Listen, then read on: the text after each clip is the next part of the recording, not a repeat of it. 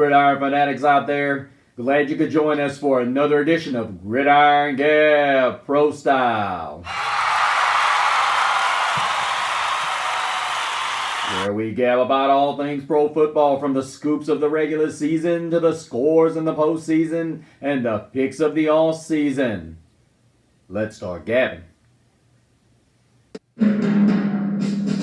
The autumn winds move like the thunderous waves of Neptune's sacred palace. And here, amongst the blackened soil, lies the ragged hands, worn, torn, and callous. They await with cunning and vicious prowess, for the warriors have returned.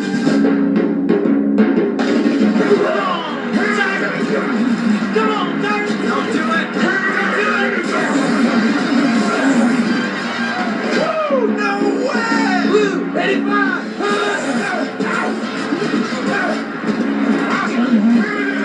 Crying out loud! You're making me, you're driving me nuts! Welcome back, all you Gridiron fanatics out there. Glad you are back with us for another episode of Gridiron Gab Pro Style. I am, of course, Mr. CeeLo. Glad to be joining you back. It's been a rough couple of days for me, almost a rough week for me as well, but I hope all of you guys are doing great and love your family and your families are doing great. But we got a good one, well, let me be frank, we don't have a good one Thursday night. The only way this is going to be a good one is unless San Francisco doesn't show up. But nonetheless, we have the Giants and the 49ers. The Giants coming off a comeback win in which Arizona looked like they were going to run away with this thing early. But they made a run and made it interesting and ended up with a win. Then you have the 49ers, who have had two impressive wins. One last week against a Rams team who has frankly surprised me. If you guys know, I picked the Rams to be one of the worst teams in the NFL, and right now through 2 weeks, they've given arguably one of the best teams in the entire National Football League a run for their money. And as I said, I don't know if that was a case of the Rams playing at home or whether it was just a case of the 49ers just playing down to the competition. But I'm going to give it to the benefit that the 49ers knew what they were doing. The 49ers weren't playing well, and the Rams are halfway decent. So it's kind of a two-way street. But let's talk about the game at hand. This game will be played in Santa Clara. And I'm not giving the Giants much of a chance. No Saquon Barkley. And this game, frankly, is going to be in the hands of Daniel Jones. Well, let's get into the breakdown. And what they've done, they've ran on offense. They ran for 117 and thrown for 215 against a defense that's only allowed 65 yards. And then on the flip side, you look at how many rush yards that Giants defense has allowed compared to how many yards. San Francisco's going to run this football. Tail of the tape tells me San Francisco is going to do what they do, which is run the football. And it's going to be relatively easy, I think. I think McCaffrey, if you guys have Christian McCaffrey, you guys are going to have a field day, in my opinion. And just looking at everything else, given the fact that Saquon Barkley is not playing in this game, and the fact that the 49ers have very little to no injuries to report, and this doesn't look good. I know Samuel Womack III is injured, and Ayuk is questionable. The only way I see the 49ers losing this game is unless Darren Waller goes crazy. They're going to need Daniel Jones to find this guy. I really think this is going to be a game that I'm watching the Giants, not just based on what the Dallas Cowboys did, because, of course, Micah Parsons is really tearing it up the first 2 weeks. And that's not to say anything about, Nick Bosa. But, the question I have is are they going to be able to, pull their offensive line together efficiently enough to keep Nick Bosa at bay? And that's what they're going to need. I mean, you're talking about a team that, has 6 sacks in 2 games. And I'm going to be honest with you. Nick doesn't have one, but here's the reality of it: the dude can go off at any time. You know, that's just the nature of this beast. They could go off. He could go off at any game. This to me looks like one of those games. Thursday night prime time. He could very well go off. And we look at the receiving here of the 49ers, and you see Debo's got 11, and you look at Ayuk's got 11, and outside of that, you've got McCaffrey with 6 total, Kittle with 6 total, and then Greg Jennings. And we look at McCaffrey carrying most of the running load. This is just a well-oiled machine right now. The 49ers have everything situated at this point, and they know what they want to do. Kyle Shanahan knows exactly how he wants to attack everything. And unfortunately for them, it's not looking too good. But the other thing I look at is how good they're playing on the back end. They also have 4 interceptions on the year. In 2 games. That means you're averaging 2 a game. And Daniel Jones had a rough go with the Jets last week. And a rough go with the Cowboys. So you're talking about a guy who had Saquon Barkley and has really had problems. And it goes back to what I told you guys. I told you guys straight up. He wasn't the dude. He's not that dude.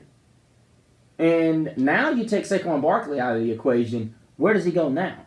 I mean, look at it. He's 41 to 65, 425, 2 touchdowns, 3 interceptions. I mean, I'm just trying to be, keep it in perspective here. ESPN Analytics gives the Giants a 19.5% chance to win this game. It's about where I'm at with it. I don't even look at, because even New York's defense, the one guy that really puts fear, or even remotely comes close to putting fear in my heart, they're going to be able to contain him because they're going to double team him. They're going to run the ball, and that's Kayvon Thibodeau. Now, don't get me wrong, Dexter Lawrence, great player. But the thing about it is this defensive line has not shown me enough that they can really put you in a situation. And that's just like right now. They traded for Isaiah Simmons, and see, he's going to end up probably, I'm not saying Micah McFadden's going to play, he's going to sit out, but I would venture to say he's probably not going to play. If I'm the Giants, I sit this guy and see what I got with Isaiah Simmons. I got to get him in there at some point. I mean, you didn't put him at corner like or DB like he initially wanted. I mean, I get it. You got some pretty good guys there, but you're going to have to utilize Isaiah Simmons at some point in this season to see what you have with him. To me, this is the perfect game for him because they have so many guys like a Deebo Samuel and a Christian McCaffrey that you can deploy against him. And then his speed is so quick to make Brock Purdy have to make quick decisions with the football.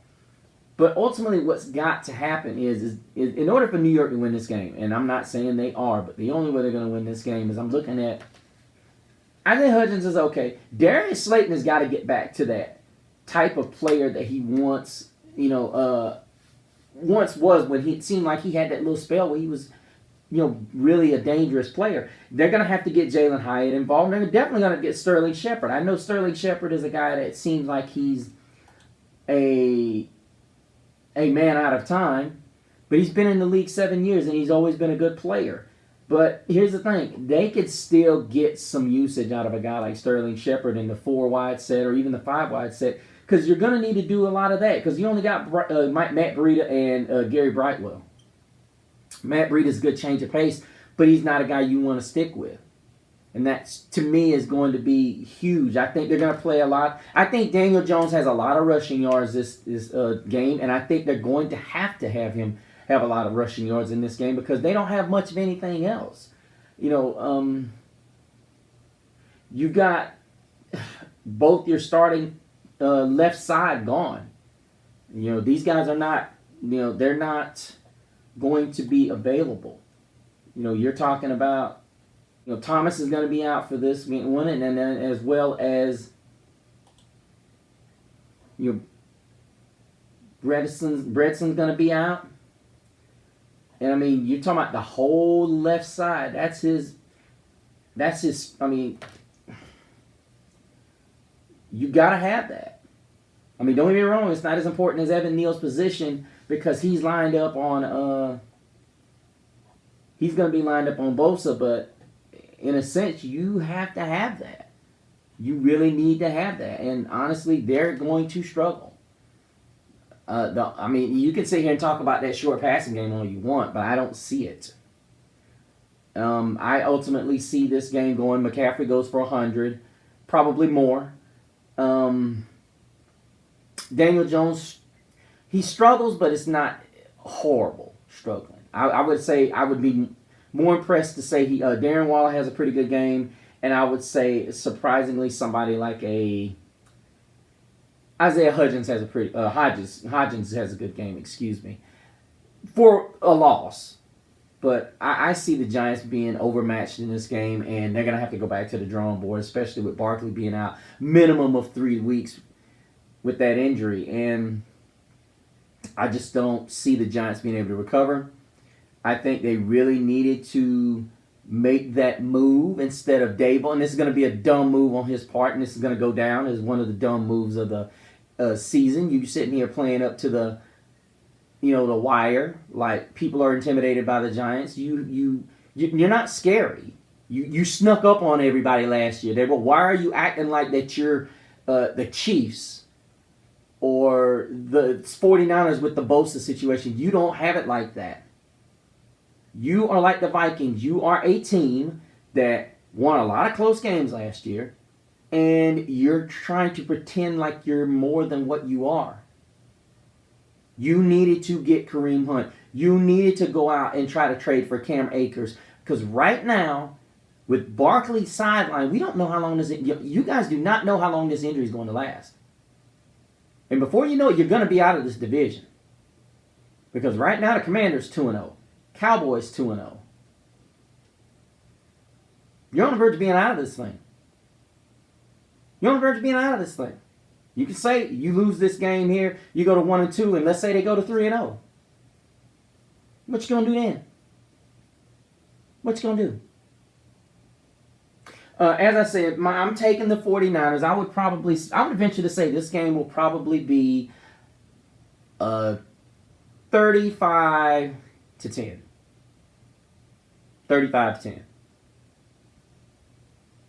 But as we get ready to wrap up, guys, please go to the Facebook page at Gridiron Gab Pro Style, and let me know what you guys think. Also, comment underneath the show. Let me know what you guys liked about it, and also go to the Facebook page and tell me who you think, who you feel will win Thursday night, and continue to follow the other polls that we have going on. Also, check out my other channels from Gridiron Gab Triple Option, my college show, Talk Like a Champion, my Notre Dame All Access show, as well as my Growlin' and Prowlin', which is my Carolina Panthers All Access show. And coming up in a couple of weeks, the NBA season kicks off in 5 weeks. We will be doing Hardwood Smack will be premiering, guys. So you definitely don't want to catch that. I've been wanting to do a show about the James Harden situation. But as I said, with football season in full swing, it's got to be a story that really catch everything until we get to a point where we're in full swing.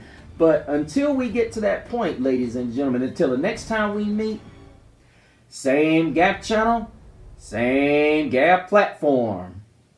But behold, there is a warm breeze that comes from the west. The blazing sounds of victory fuel their everlasting quest. It is a call to arms, for they are here. An army that has the will to challenge and the will to dare.